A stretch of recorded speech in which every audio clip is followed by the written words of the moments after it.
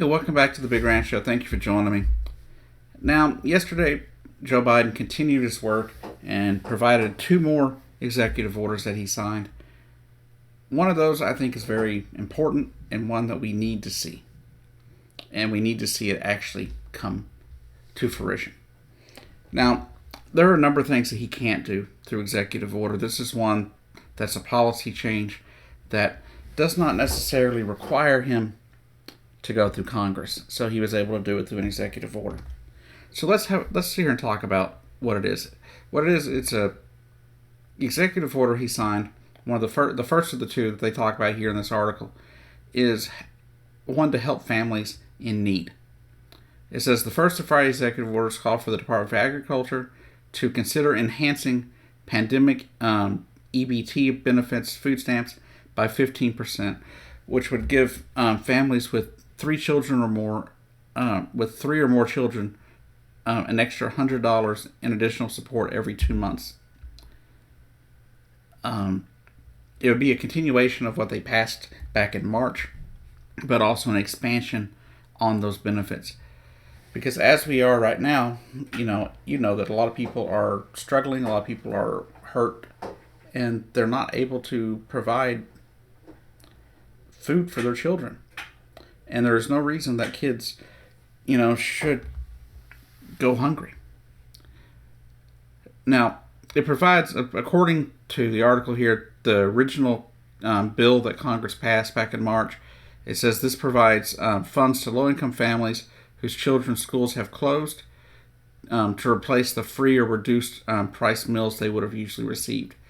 Because as you know, if kids aren't at school, that's an extra meal that parents have to pay for, and that's an extra added strain on the family budget, especially when you're in a situation where you don't have a job, where you've lost your job or you have to make a decision, food or lose your home.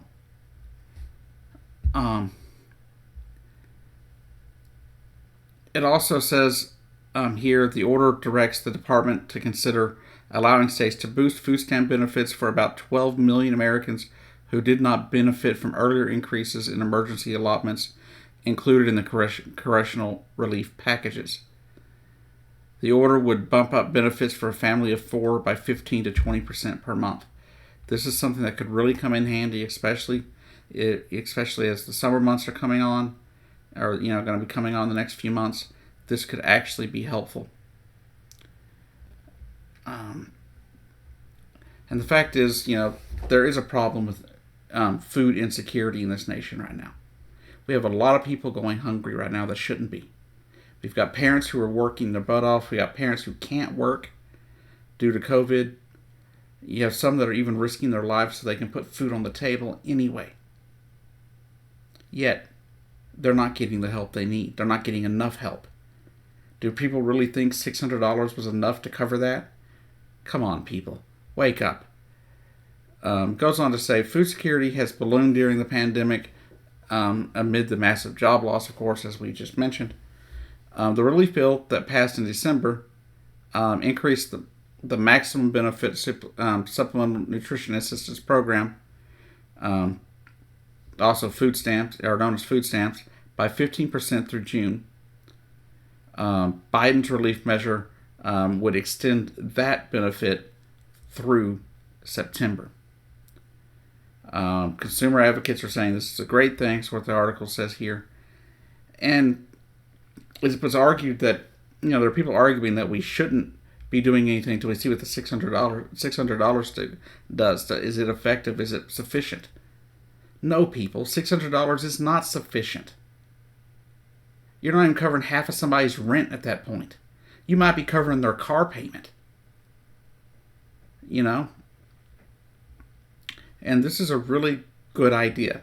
Increasing money to families, therefore they have spending money for food, and then that also saves their other money to pay things like the light bill, the mortgage, the car payment, and their health care insurance if they are lucky enough to have it.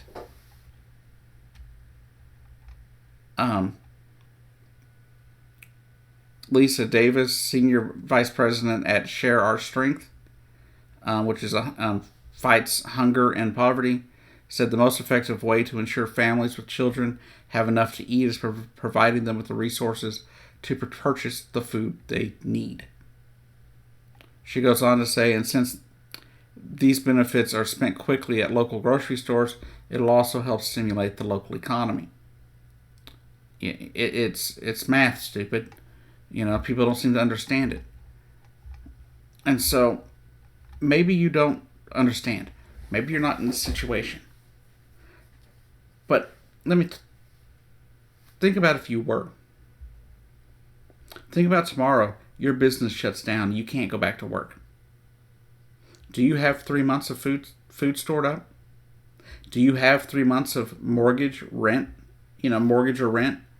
food, car payment, car insurance, telephone coverage? Most of you aren't going to be able to say yes to that. And most of you that are going to be finding this video randomly that aren't subscribed to the channel. Many of you think you're good. But I've seen people that thought they were good last year go from great to broke because they weren't able to go back to work. And maybe you don't care that other people need this help. Maybe it's not something that bothers you.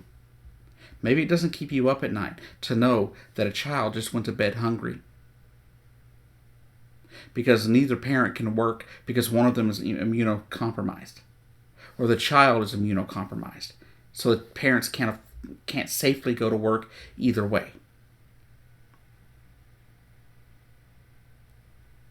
But I believe this is a good executive order, something that needed to be done and had to be done. Not only will it help stimulate the economy overall, it'll help children have the nutrition they need so they can still keep learning, even if they're having to learn via, the internet.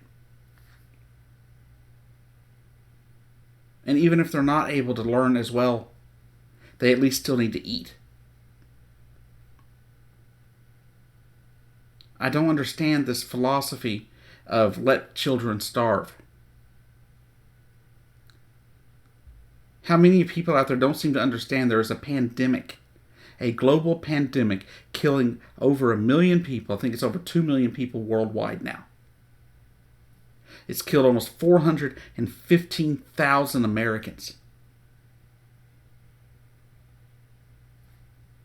It's killing parents, leaving kids with no parents.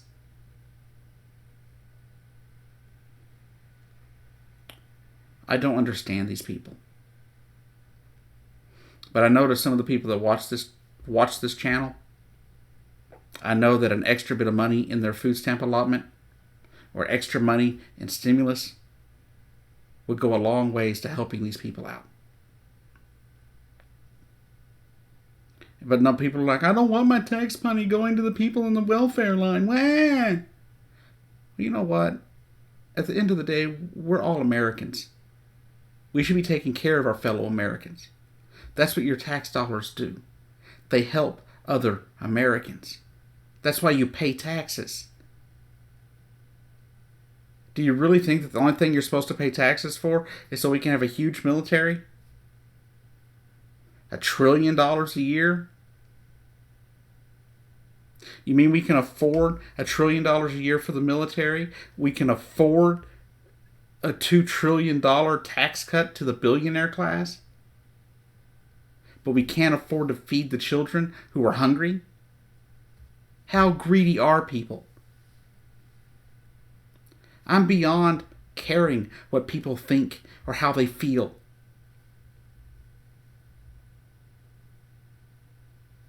These are the same people who will tell you that a woman having an abortion is the most evil thing on earth and it should never happen.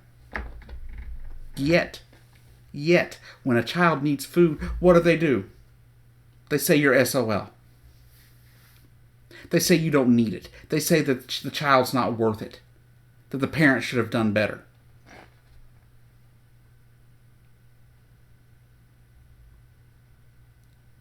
And I can tell you right now, I don't care what the parents did.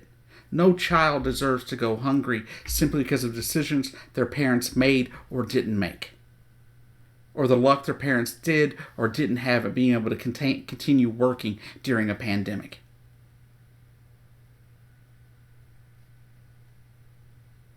I don't really care what people think.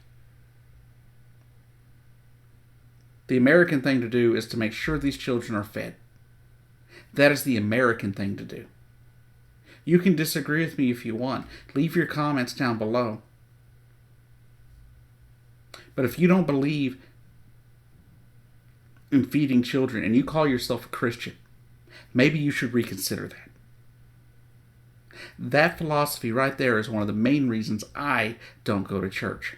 That's one of the main reasons that I've given up on religion. Is because so many of these people that claim to be religious would rather see a child starve than help the parents provide food for that child. And to those of you that think like that, there's a special place in hell for you. Anyways, this has been The Big Ranch Show. I've been your host, Jacob Keck. I'll see you down the road. Good luck.